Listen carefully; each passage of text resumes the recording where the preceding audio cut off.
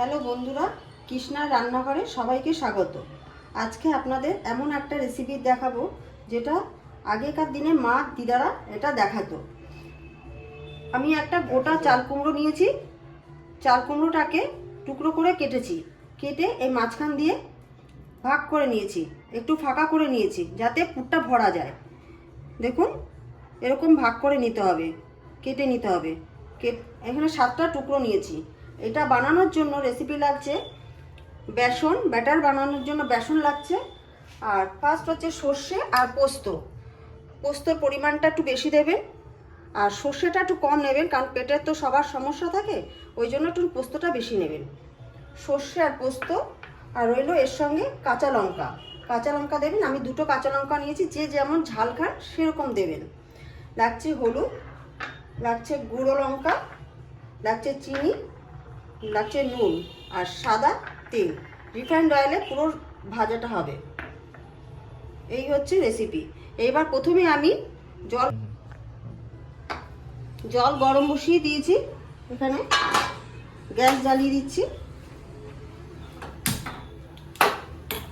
এবার আমি একটা একটা করে এগুলোতে ছেড়ে দেব, একটা একটা করে ছেড়ে দেবো। এগুলো সবকটাই দিয়ে দেবো। এটা ভাপে সিদ্ধ হবে, একটু ভাপিয়ে নিতে হবে। ভাপিয়ে নিলে বানাতে সুবিধা হবে, পুরটা ভরতে সুবিধা হবে। দিয়ে দিলাম। এবার এতে পরিমাণ মতো নুন দিয়ে দেবেন।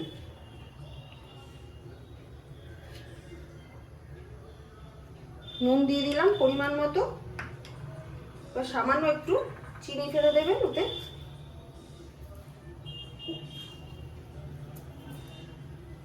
একটু লঙ্কার গুঁড়ো দেবেন, একটু ঝাল ঝাল হয়ে যাবে, জিনিসটা খেতেও ভালো লাগবে। একটু হলুদ গুঁড়ো দিলাম।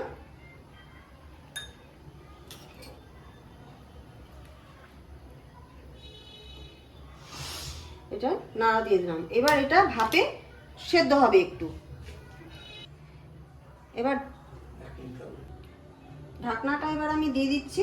15 মিনিট পর আবার ঢাকনাটা আমি খুলবো, দেখবো সেদ্ধ হয়েছে কিনা। এবার ততক্ষণে আমি ব্যাটারটা আর মশলাটা এবার করে নেব।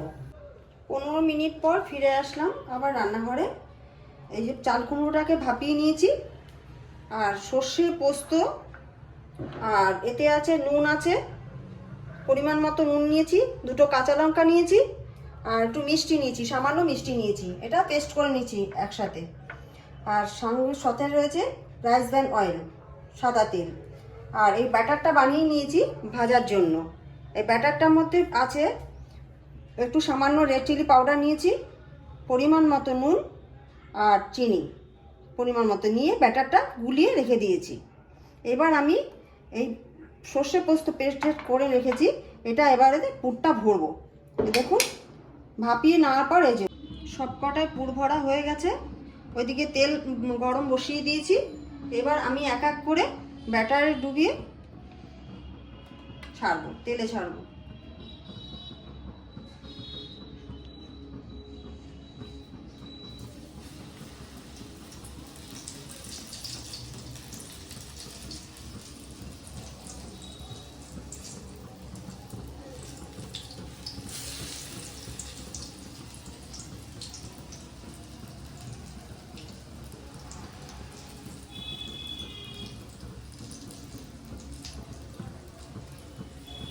সিমে দিয়ে রেখেছি যাতে পুড়ে না যায় ভাজাটা।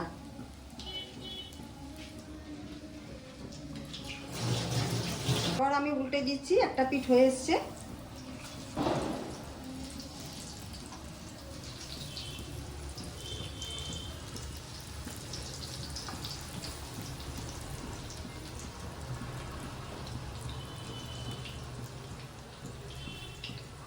আমি তুলে নেব, হয়ে গেছে এগুলো ভাজা।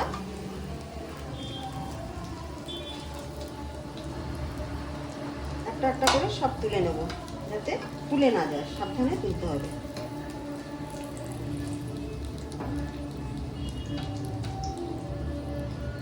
দেখুন কি সুন্দর হয়েছে।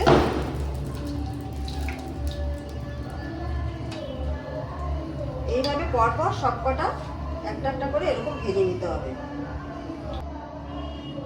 এটা হলে জালি ভাজা হলে আপনার এক থালা ভাত খাওয়া হয়ে যাবে, গরম ভাতের সঙ্গে জমে যাবে, আর কিছু আপনার লাগবে না। এবার করে দেখবেন কোনো ঝামেলা নেই।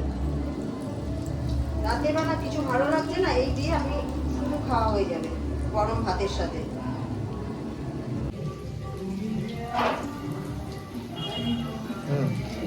আমার ভাজা কমপ্লিট হয়ে গেছে। এবার আমি নামাবো। দেখুন হয়ে গেছে, গ্যাস অফ করলাম। এবার আমি একটা একটা করে তুলে নেব।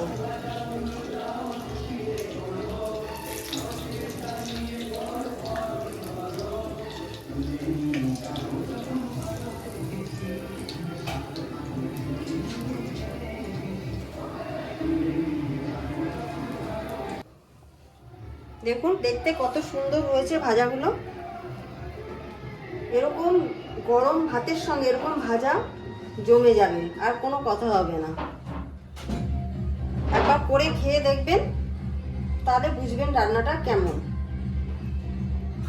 অল্প সময় লাগে, বেশি সময়ও লাগে না ভাজাটা করতে। শেষ হলো। আপনারা ভালো থাকবেন, সুস্থ থাকবেন। আগামী দিনে আবার নতুন রেসিপি নিয়ে আসবো।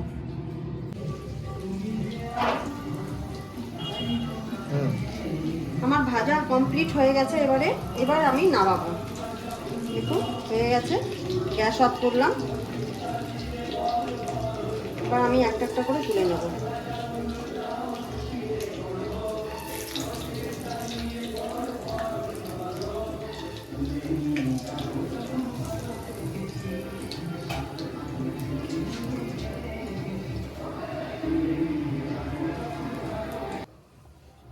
দেখুন দেখতে কত সুন্দর হয়েছে ভাজাগুলো।